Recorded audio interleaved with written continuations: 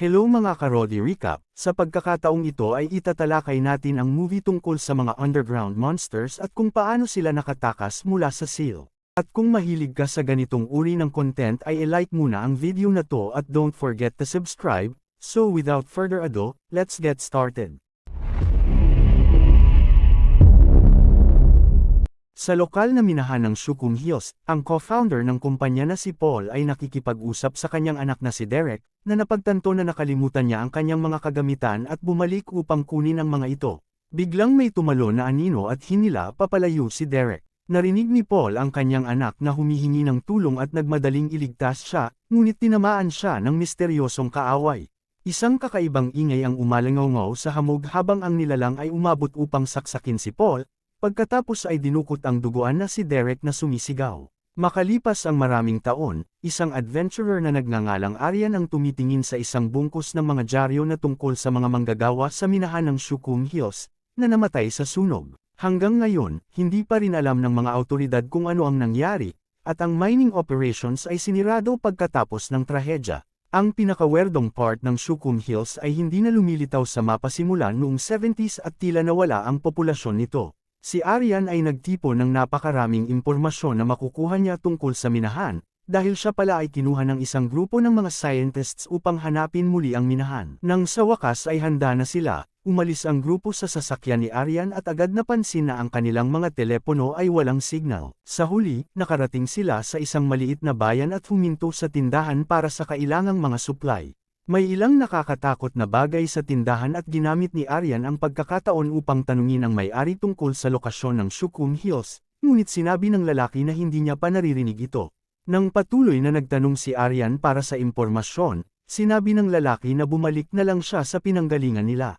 Umalis si Aryan nang hindi bumibili ng kahit ano, at isang lokal na lalaki ang nakarinig ng kanilang usapan at tumawag upang iulat na may paparating na gulo. Habang sinusubukan ng grupo ni Aryan na umalis sa bayan, isang sasakyan ang nagsimulang sumunod sa kanila.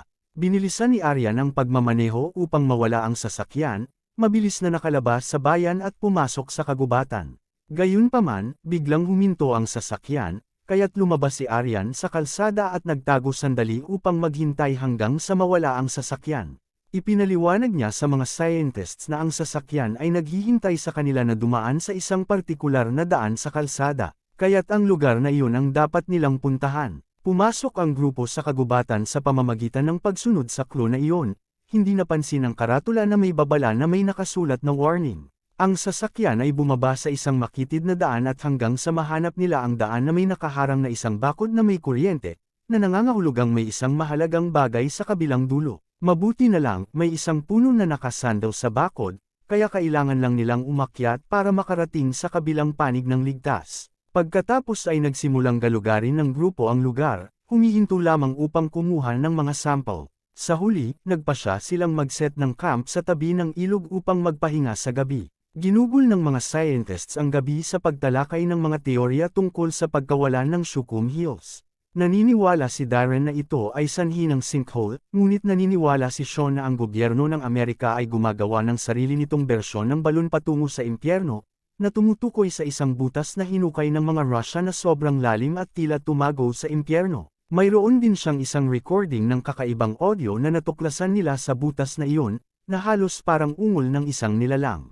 Naniniwala si Sean na ito ang sigaw ng mga nasumpa, ngunit sinabi ni Darren na ito ay ang paggiling lamang ng mga tectonic plates. Samantala, isang grupo ng mga lokal na pinamumunuan ni Dale ang nakadiscover na ang mga cable sa kanilang mga bakod na may kuryente ay sinira mula sa loob, na hindi naman kayang gawin ng isang ligaw na hayop. Tumingin sila sa paligid ng lugar para sa mga clue at isa sa mga lalaki ang nag-check ng isa pang installation ng malapitan, para lamang biglang hilahin pababa at patayin ng isang misteryosong nilalang. Ilang sandali lang, lumitaw ang isang mas matandang si Paul at sinabi sa grupo na gusto niyang mawala kaagad ang mga scientist. Kinabukasan, patuloy na nag-explore ang team at nakakita ng iba't ibang poste na may mga megaphone, kaya sinabi nila na ito ay isang sistema ng babala para sa gas leaks, kahit na mukhang medyo bago ang mga ito. Nakakita rin sila ng studio foam, na karaniwang ginagamit para sa soundproofing. Sa huli, nakakita sila ng isang drill sa lupa na naglalabas ng maraming usok,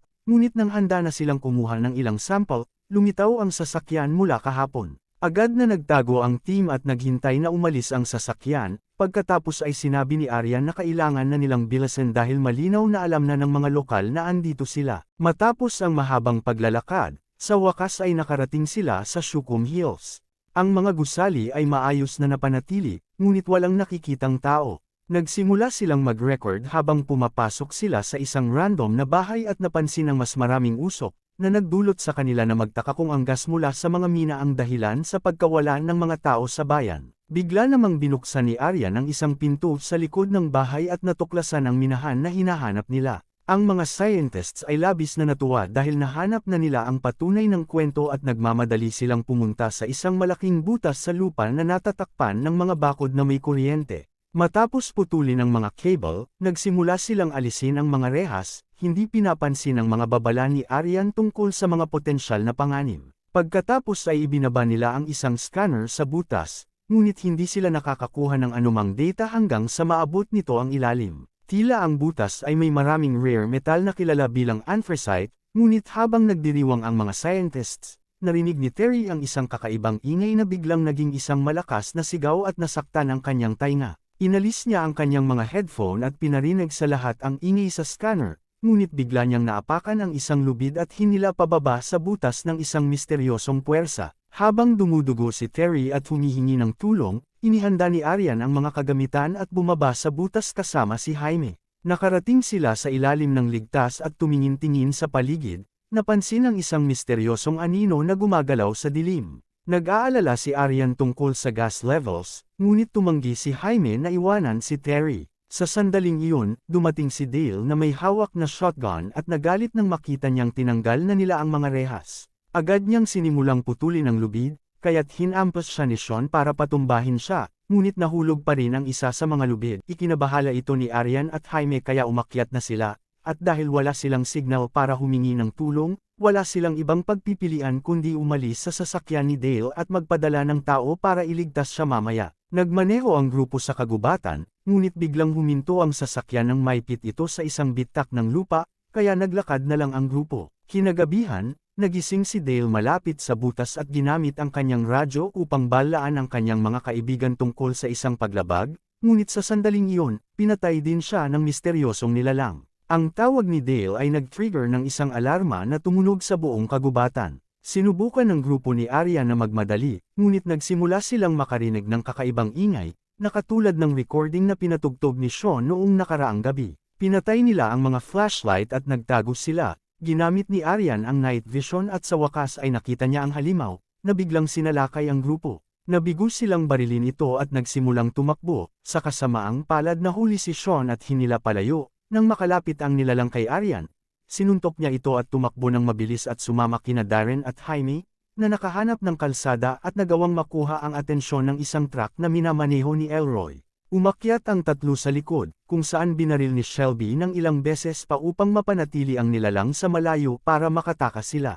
Ilang sandali lang, nakabalik sila sa bayan, kung saan nagtitipon ang mga lokal para sa emergency na ito. Dinala sila ni Shelby sa kanyang ligtas na bahay, kung saan nagtipon siya ng lahat ng uri ng impormasyon tungkol sa halimaw. Pinagalitan naman sila ni Shelby at Elroy dahil sa pagpapalaya sa mga nilalang, nagpakilala si Paul, at ipinaliwanag na iniwan niya ang buhay negosyo para magtrabaho sa pagprotekta sa lugar mula sa mga mausisang turista na maaaring magdulot ng gulo tulad ng kanilang ginawa. Sa sandaling iyon, nakatanggap sila ng mensahe na nagsasabing mas maraming nilalang ang nagpapakita, kaya kailangan nilang bumalik sa butas at isara ito. Sa kanilang paglabas, narinig nila ang nilalang sa malapit kaya agad silang nagtago sa likod ng isang truck. Isa pang mensahe sa radyo ang nagsasabi sa kanila na pumunta sa isa pang ligtas na bahay dahil masyadong maraming halimaw ang dumating, ngunit ang pinakamalapit na bahay ay nasa itaas ng bundok. Alam ni Elroy na hindi niya na kaya tumakbo ng mabilis,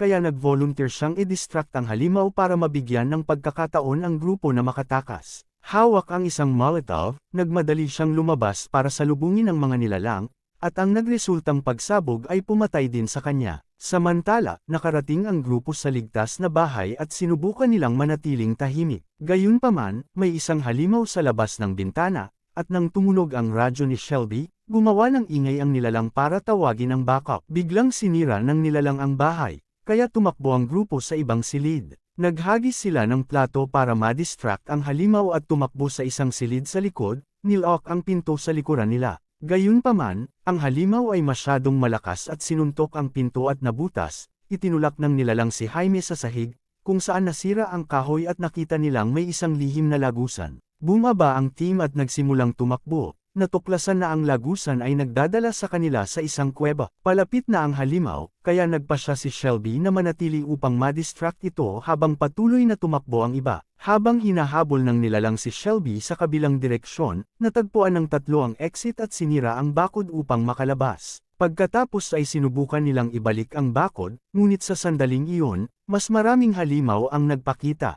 Hinagis ni Jaime ang isang granada para patayin sila.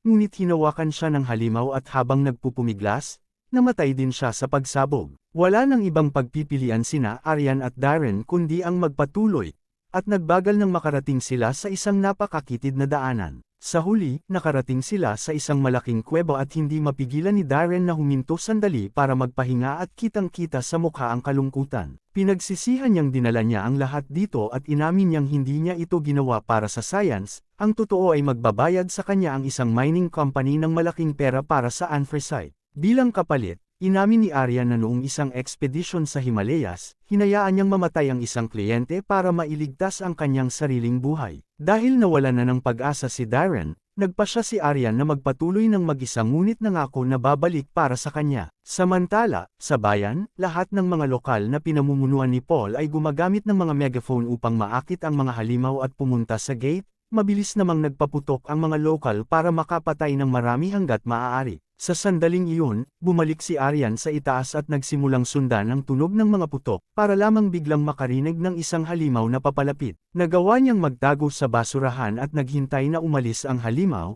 ngunit nang lumabas siya, hinampal siya ng nilalang mula sa likuran. Nang magising si Aryan, nakita niya ang sarili sa isang balsa kasama ang patay na si Shelby at isang halimaw. Nagpanik din siya nang mapagtanto niyang na-paralyze ang kanyang mga binti. Sinubukan niyang suriin ang tubig para lamang matuklasan na mayroon ding isang nakakatakot na nilalang doon. Ang kanyang sigaw ay nakakuha ng atensyon ng nilalang, na pinatulog siya muli. Ilang sandali lang, nagising si Aryan at natuklasan na kasama niya sina Darren at Sean. Habang sinusubukan ni Darren na bigyan siya ng isang granada, sinabi ni Sean na ang mga nilalang na ito ay mga alternative species na nagkokolonya tulad ng mga langgam.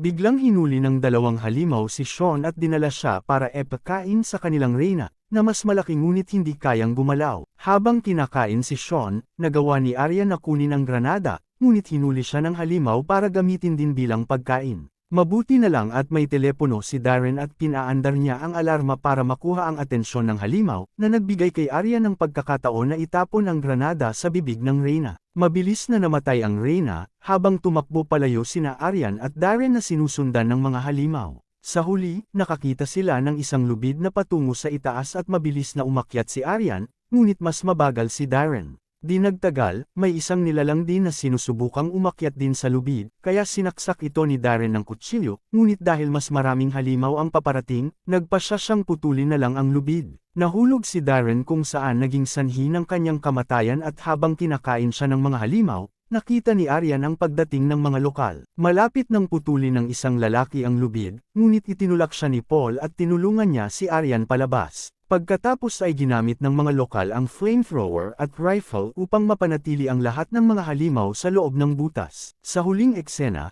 hinatid ni Paul si Aryan sa gate at sinabi sa kanya ang tungkol sa pagkamatay ni Derek. Ipinaalala niya na walang maniniwala sa kanyang kwento at hiniling sa kanya na tumulong, kaya pumayag si Aryan na manatili at lumaban. Siguraduhin mag-subscribe at i-on ang notification bell para makapanood ka ng mga ganitong video. Salamat sa panunood.